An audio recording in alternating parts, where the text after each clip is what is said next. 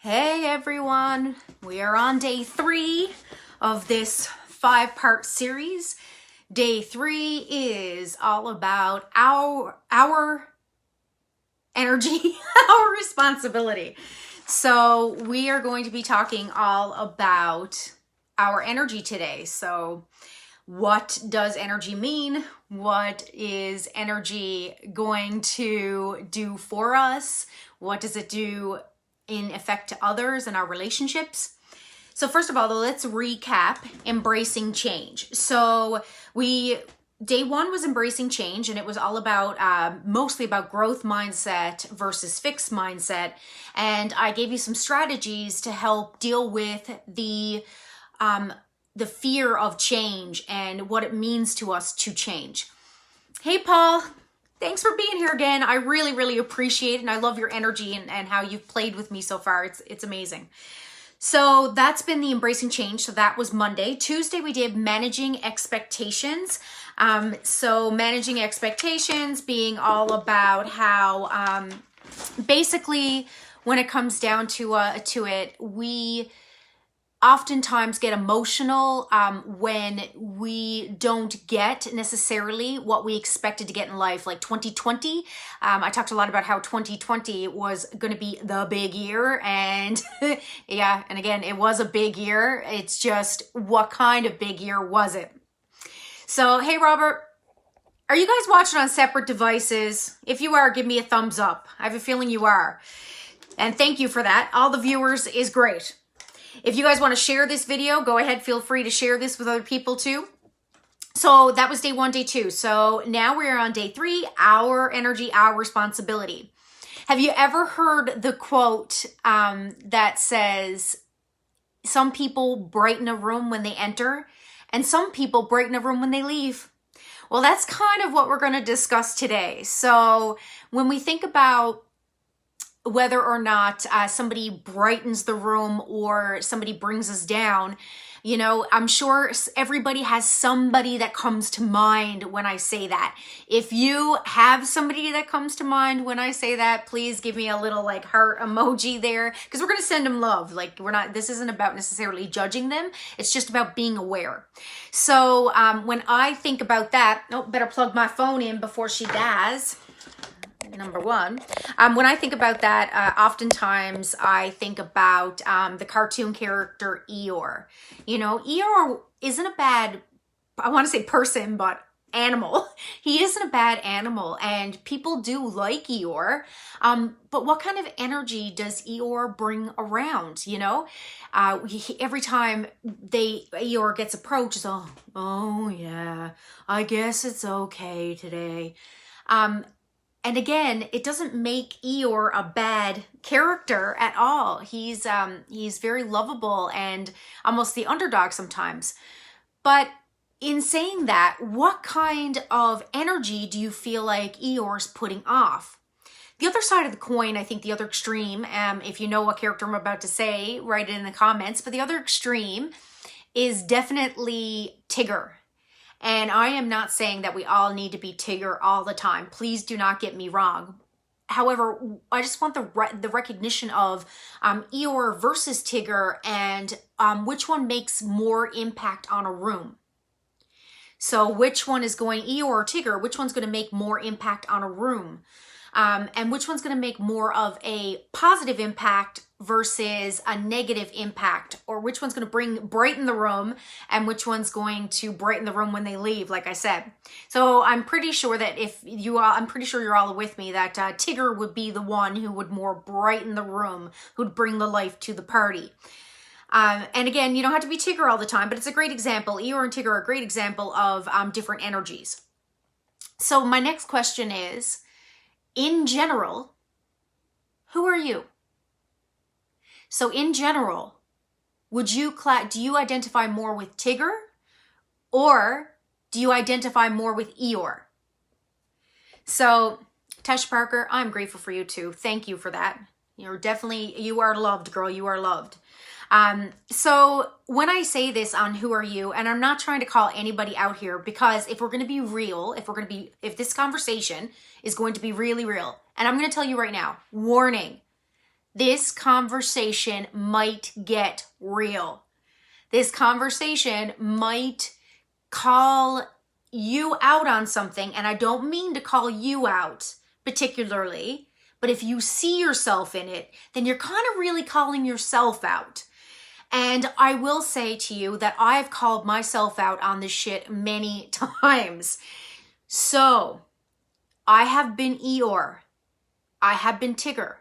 I have been Eeyore and Tigger today. It's just recognizing when it's that. And we've talked about that in previous episodes, in the past 2 episodes, the recognition of ourselves. And it's going to continue because it's so important. The recognition of what goes on with us and what we put out to the world is really everything. So that's why today is so, so important, because again, it's all about what we're putting out into the world, our energy.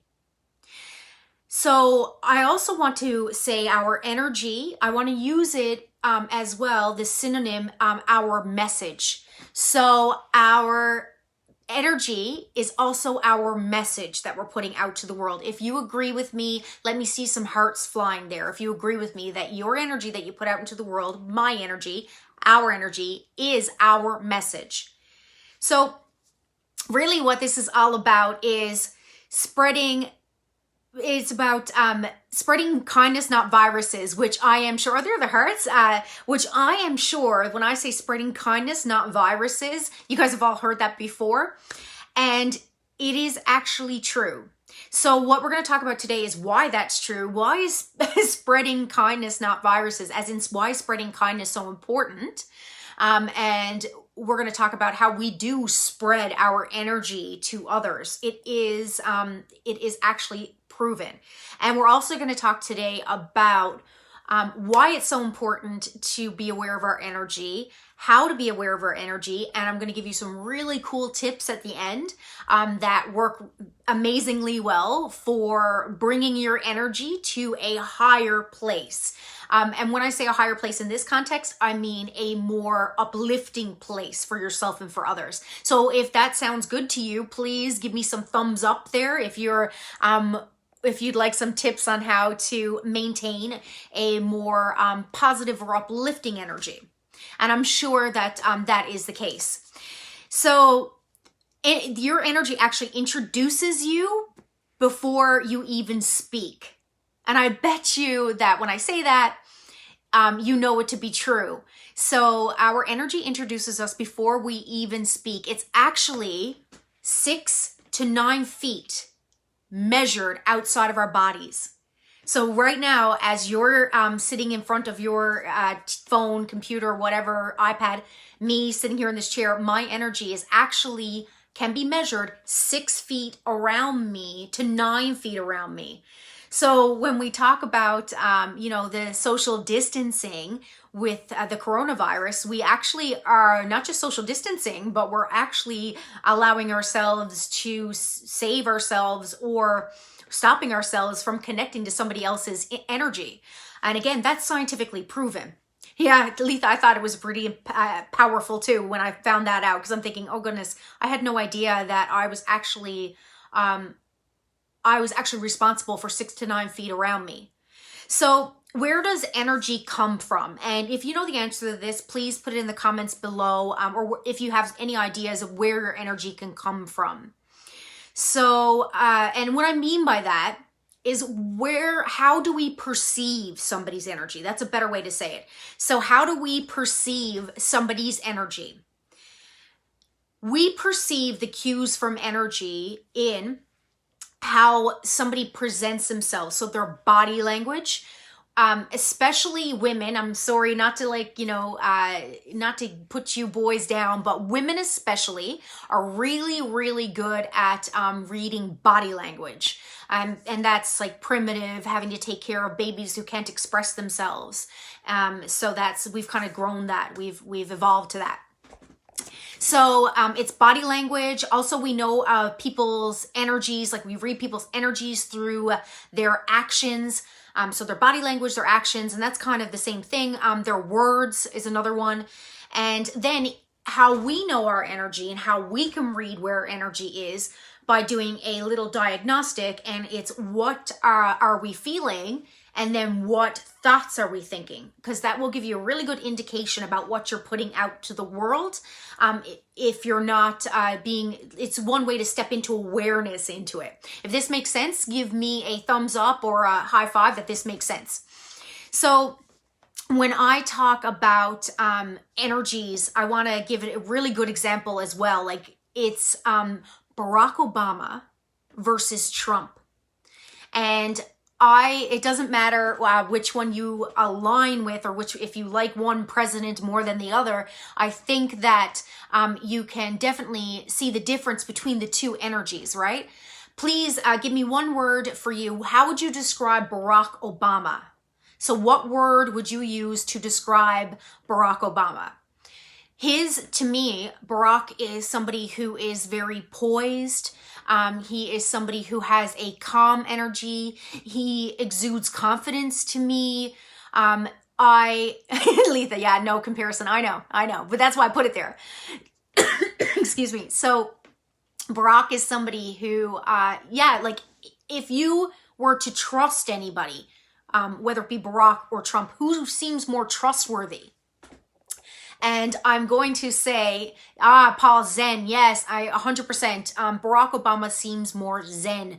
Emma says calming.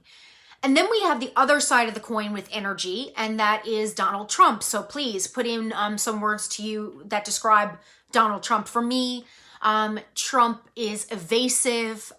He is dominating. He is aggressive. And no matter what way you look at it, you cannot deny the fact that they are both leaders. Now, whether or not whether or not you like each leader or you like the way they lead, they are still in leadership roles, and they both have Paul erratic. Yeah, 100%. Trump is definitely erratic.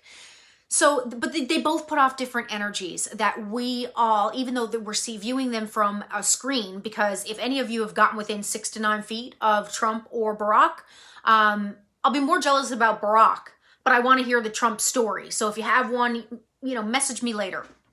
But even though we can't be in their energy field, we still get an idea of what their energy would be like. So energy comes from, and our message, again, I want to use those two words simultaneously. Our message comes from, when you get really deep down into it, it comes from a lot of social interaction. So what we were told as a child, so how we grew up, what we are watching and seeing in our media, whether or not we grew up in Canada, whether or not we grew up in China, that makes all the difference in as well what our energy and our message will be.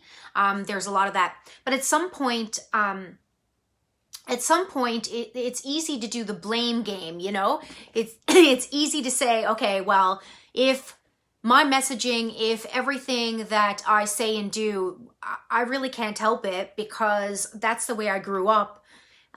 That's, again, the fixed mindset, which came from day one. We talked a lot about growth mindset and fixed mindset. I really highly recommend that you go back and watch that. It's on my timeline. But the problem with the blame game is that it's not constructive action. It disempowers you. So if you are doing the blame game, it's not an empowering action because you're not taking responsibility for anything. You're basically giving your power, your energy away to everybody else. And it keeps us stuck in the same cycle. So again, very, very much like the fixed mindset we talked about on Monday, the first day. But my question is, when is it, knowing that part of it is society and our programming, when is it time for us to take responsibility for our energy? So when does that time come? I think the majority of us have a little moment in our life when we realize, wow, okay, I am responsible for my own life. And I'm sure if you've had that moment, give me a couple hearts there. The reason why I wanted to come on here and talk about this one today is because I find it so empowering. Just the idea that we can actually change our lives by changing our energy. We can change our relationships by changing our energy. If you know this to be true, give me some hearts and some love on there. So the biggest thing that I find interesting when it comes down to us being responsible for our energy is whether or not you believe it or not, you are a leader. You are 100% a leader. So I bet you, if I said this to you, I bet you can think of somebody right now who comes to you for advice, who comes to you for comfort, who comes to you for just the presence that you give.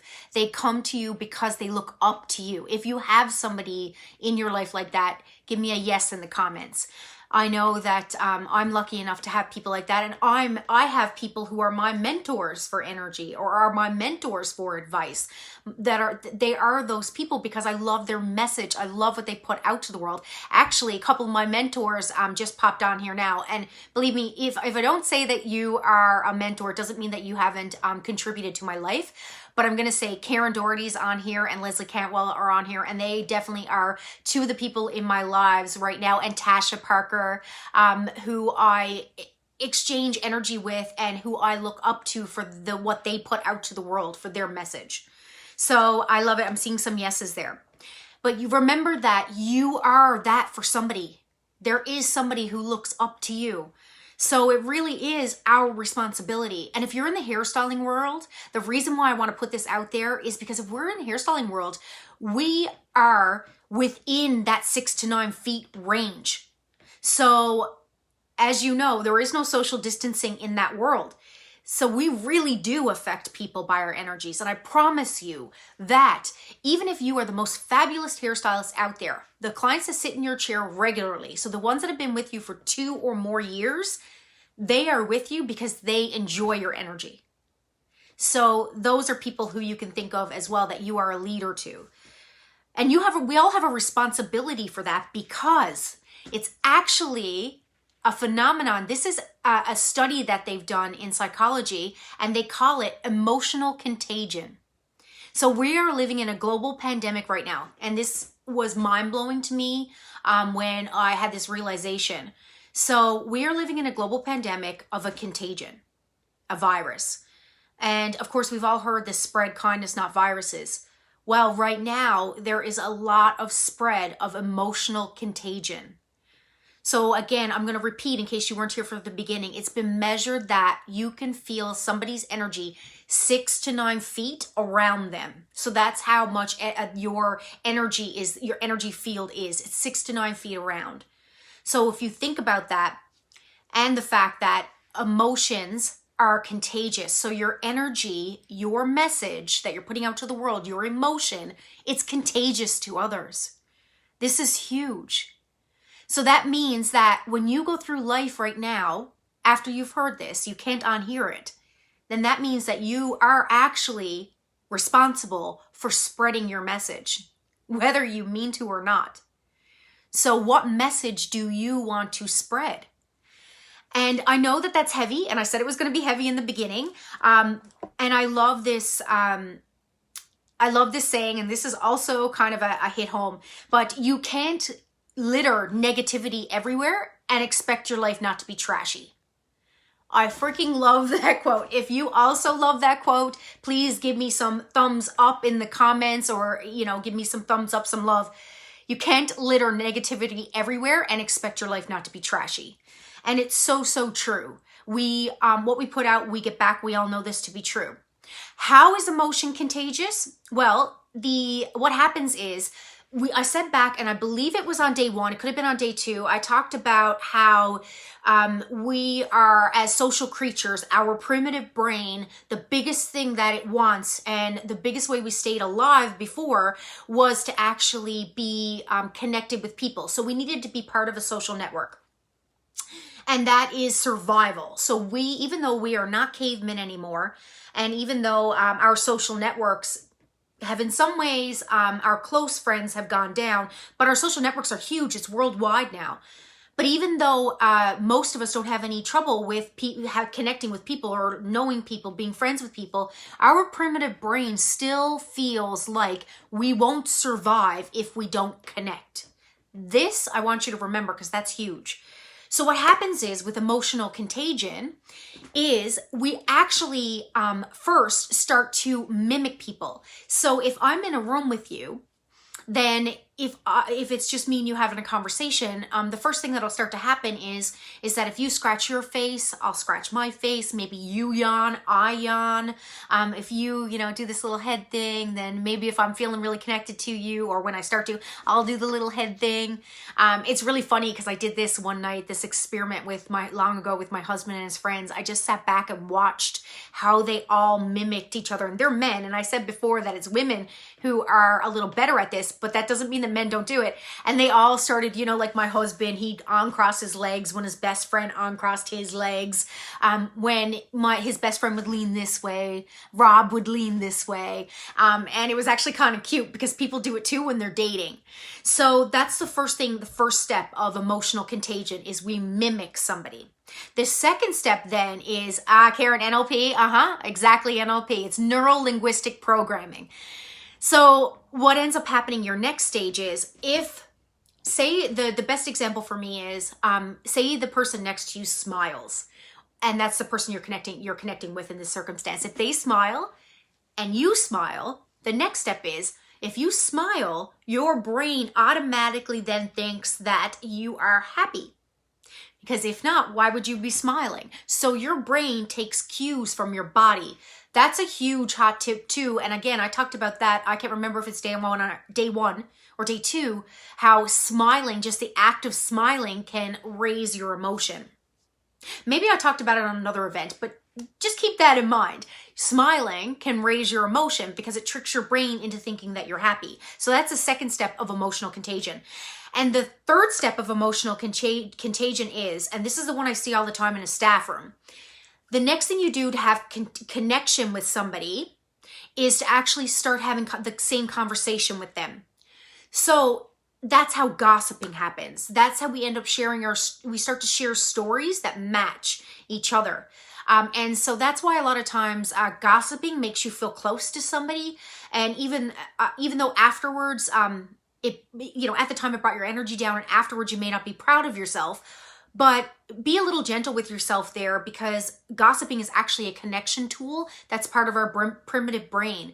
And it's something that takes practice to get out of the habit of gossiping and sharing stories with people that you maybe bring your energy down. But that's how it's contagious. So those are the three steps that happen. You mimic first, then your brain catches up on your body language. And then the third thing that happens is that you have verbal connections with people. So then all three of those in the end affect your mood. If you're with me, give me a thumbs up to say that you're with me, or give me some hearts there. So that's the biggest way on how it's contagious. It's also called the chameleon effect. And the chameleon effect is the same thing. It's when we start mimicking people. And the most people who mimic and the ones who get really into it are empaths.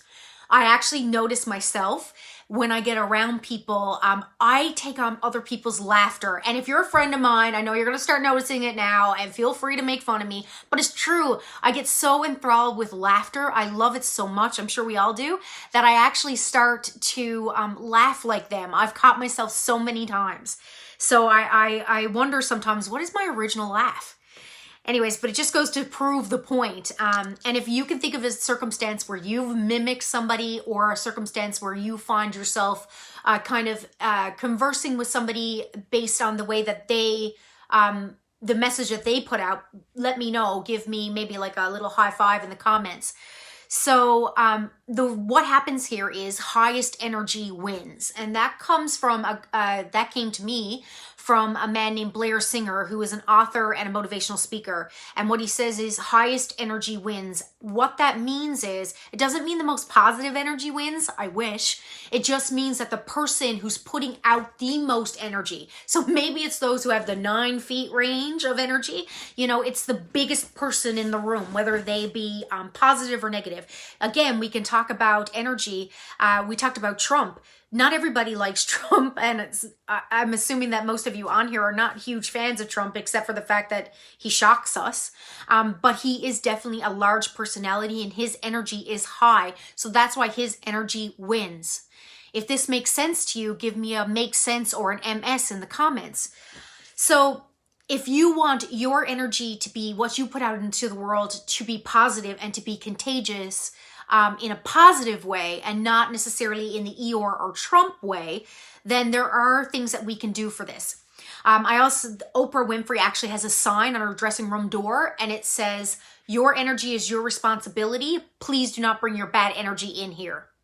So the thing is that the reason why I personally want my energy to be, for my energy to be as good as it can be, or as high as it can be, or as positively impactful as it can be, is because I really believe, and I know you do too, I believe that the people around me deserve the best of me.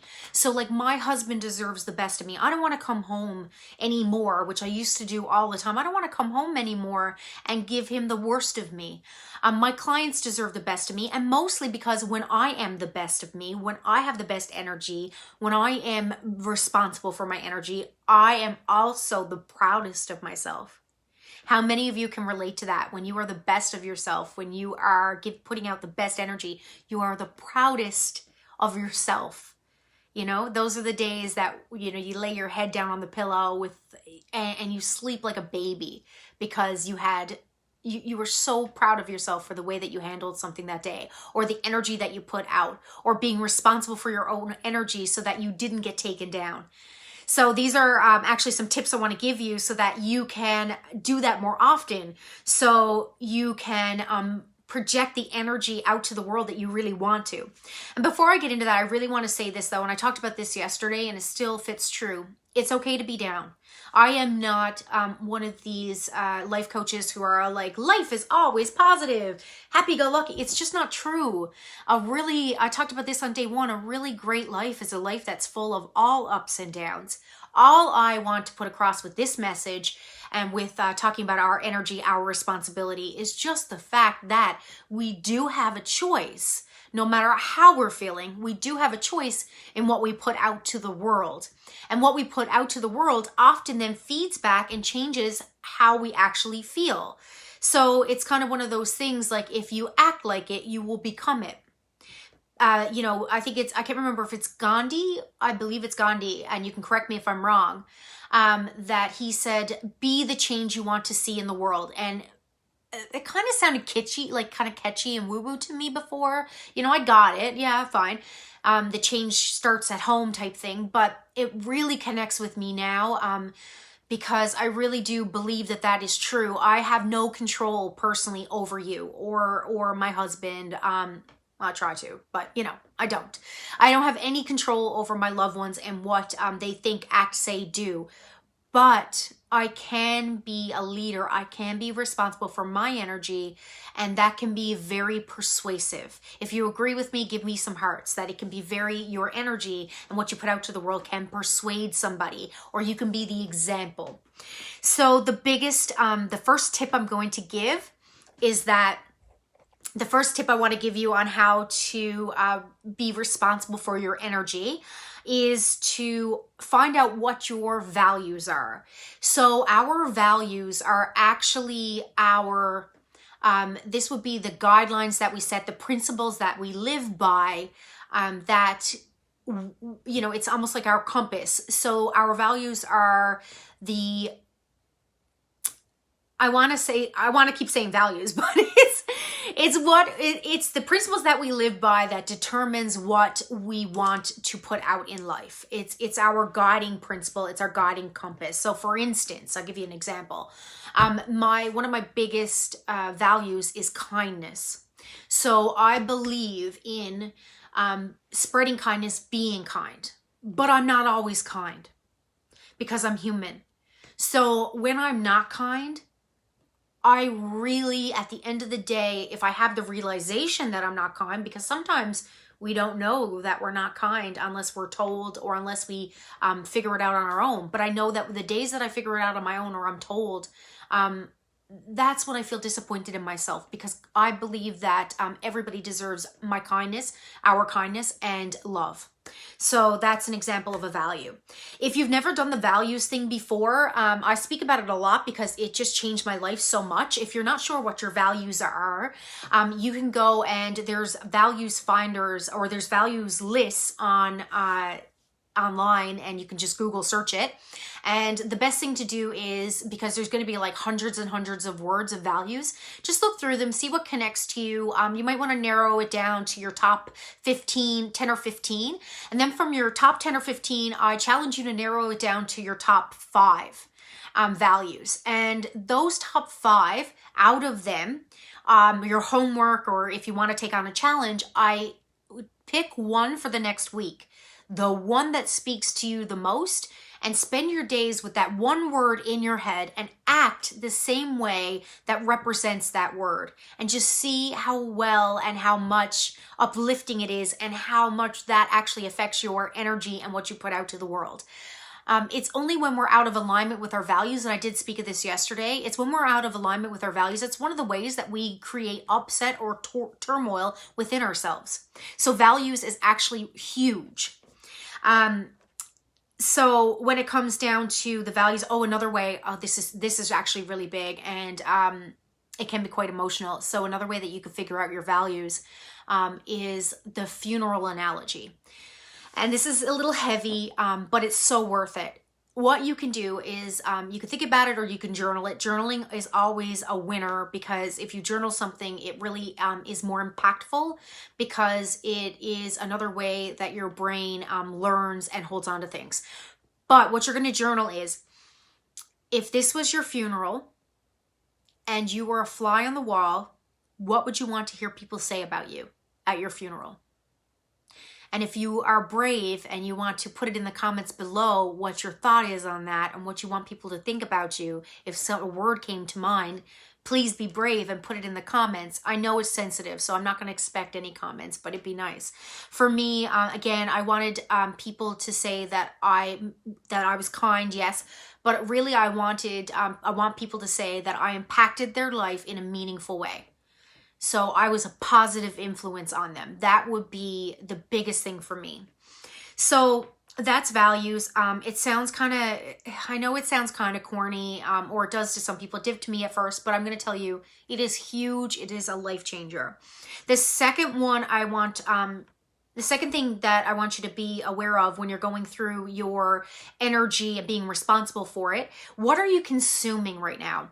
So social media, it can be a great tool. Like, for instance, you're all here with me now talking about energy, and hopefully getting some inspiration to move forward in a more intentional way. So that's good consumption of social media, if I do say so myself.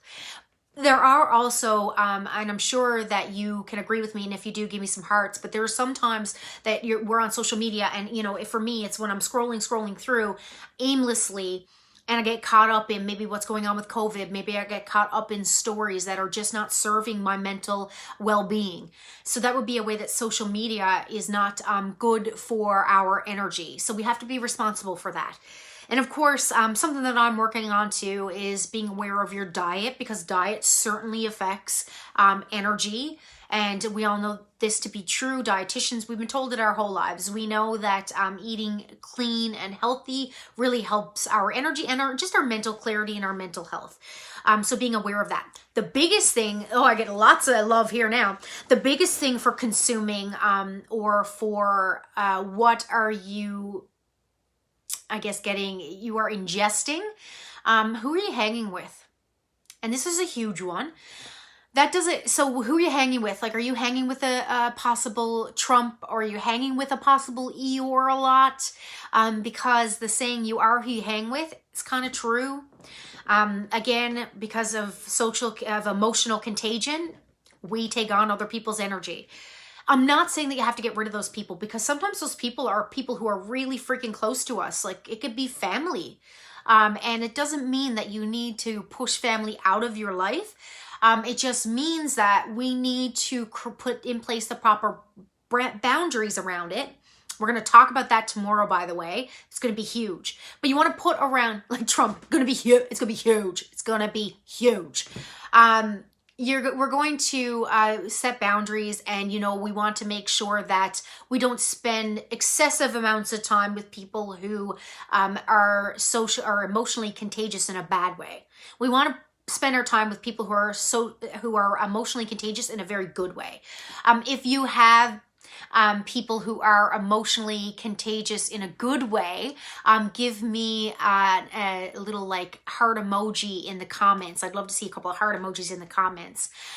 You're 100% right, Leslie. The top 5 people you surround you with, 100% you surround yourself with, they're the ones. They're the ones. So take an inventory list, who you hanging with, and that's who you spend the most time with, and how are they affecting you? Are they Eeyore? Are they Tigger? Are they Barack? Are they Trump?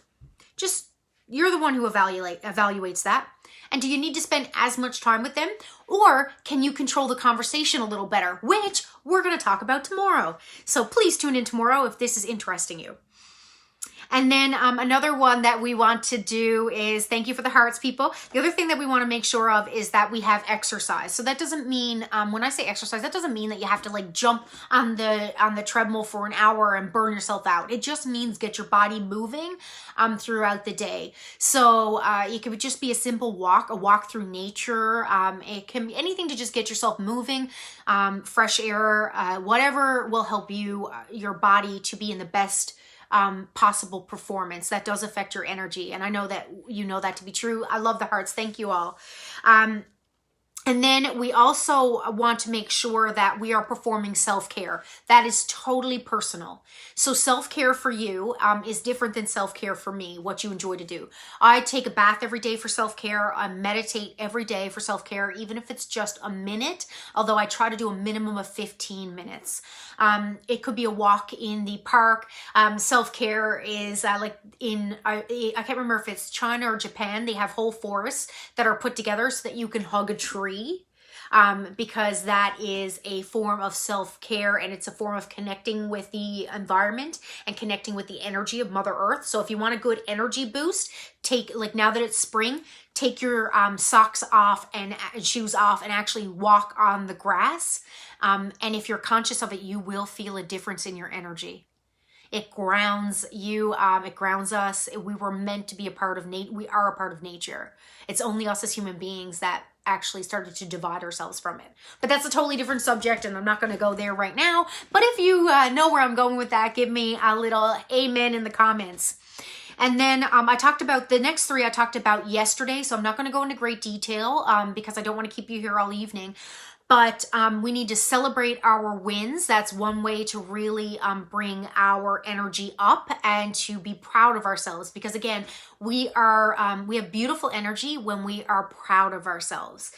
And we want to practice gratitude. Again, that's an instant energy booster. So practicing stuff that we're grateful for is when we feel our best. And again, that's a practice. I talked about it yesterday. You really need to tune into that because I explained it a lot more. And then, of course, is having a mindful moment is another way to bring your energy up and be responsible for your energy. And in that mindful moment, I also mean to breathe. And again, I talked about that in yesterday's tasks. One thing that I know for me, so this is huge for me for my energy when I'm going to work. So what I'll do on my way to work, on my drive to work, how many of you drive to work? Or how many of you walk to work, as in like it's not in your home? If it's not in your home and if you have to drive or walk to work, just give me some hearts or some thumbs up. Let me know that that's true for you. If it is, what I've noticed is one thing when I realized that I had generalized anxiety disorder, and I didn't actually realize that, I was told that, but when I realized that something was off, I would be in the car and I would be driving and I'd be ruminating on like absolutely defeating thoughts. And which of course, what does that do to my energy? Right? Brings it down. So what I would also do then is what songs I was attracted to were songs that I would call Cry Me a River. Like if I were to put a name on that playlist, it would be Cry Me a River. So it's the songs that would evoke me to cry. Now that's not a bad thing, but sometimes it's like you need to get that, I need to get that cry out sometimes. So that's when, you know what, I'm going to put on that freaking Cry Me a River playlist. However, on my way to work before I'm about to service clients as a hairstylist, not the appropriate time to put on Cry Me a River. So one way that you can raise your emotion is to have a feel-good playlist. So if you're not feeling quite right or you're not feeling quite there, have a couple of songs, because songs really do evoke emotion. Have a couple of songs ready to go that always, you know, cheer you up and make you feel good. If a song on that playlist stops making you feel good, get rid of it. Only keep the songs that feel good. If you're doing this already, Leslie, not going to work. I know, but you went to work every other day aside from the last 60. And we will hopefully be going back in a couple weeks. But this is just a really good hot tip that was given to me, that music is a really big mood setter and energy setter. So, you know, and that could be whatever that music is, that's totally personal taste. But again, the whole objective is to have that list that automatically brings you up. And Chrissy, Chrissy, you've got this. She says it's so true. Christina Mahoney on here has the best list on Spotify of music ever, at least in my opinion. And I cannot find that bloody list anywhere on Spotify, Chrissy. So you need to send me that shit. Leslie said, oh, no, I mean listening to on your way to work. I know what you meant. I know what you meant. Okay, so that's basically, again, I'll recap. So values is the number one. Don't forget your to do your funeral analogy. Find out what is truly valuable to you. What message do you want people to talk about at your funeral? It is huge. And then, of course, we're going to look at what are we consuming, who are we hanging around with, are we exercising, eating right, are we performing, or do we have time for self-care? It's going to be super, super important that going back to work now. Thank you, Chrissy. You could send the link on this, just, I mean, if you really wanted to share with everybody, just saying. The self-care is going to be really, really important. I know one thing for me, and I'm going to talk about this on Friday and maybe a little bit tomorrow, is slotting in time for self-care when we go back to work, because we've had so much time for it now.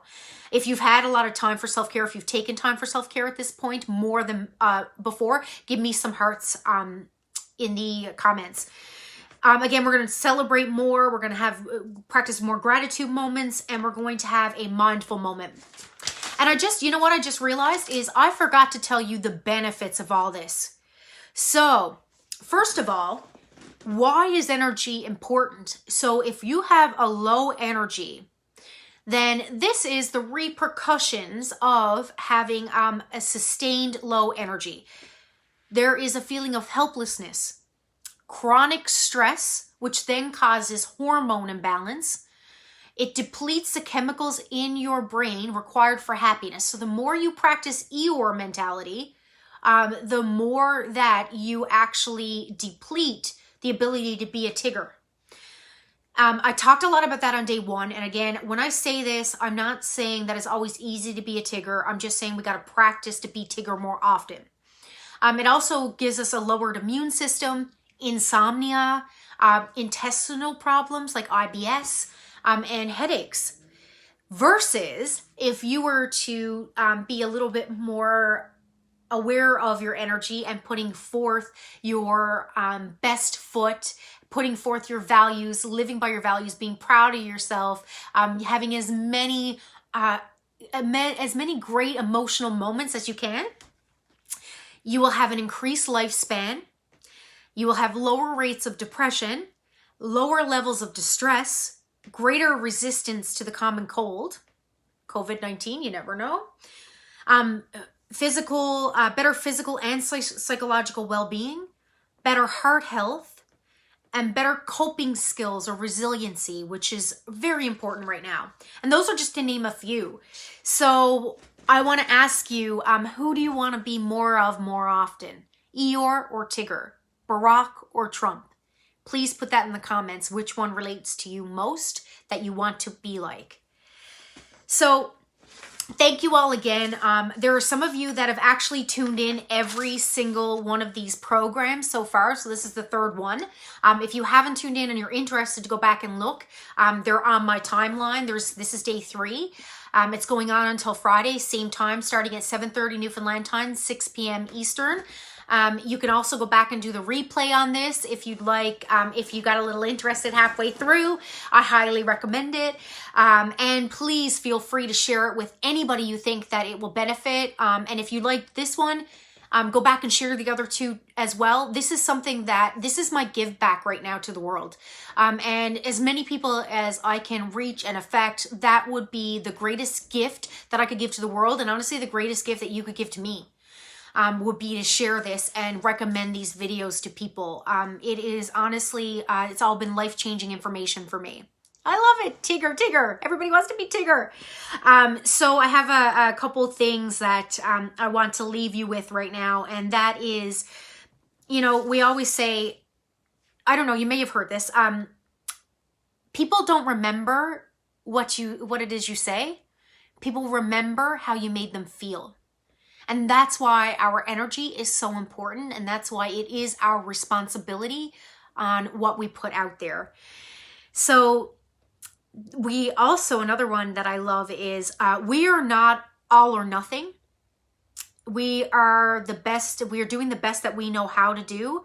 And when we know better, we do better. So I'm hoping that, you know, I was able to put off a couple light bulbs. Like my light bulbs have been lit up. I feel like my brain lately is firing on all all cylinders because putting together these programs for everybody, I'm having so many epiphanies, and I'm so excited for life. It's just really, really energizing for me, and I bet you can feel it through this screen. So again, I just want to say thank you. I want to say if you're on here and you're a friend of mine, or whether you're watching this, no matter what, you are loved. You are good energy.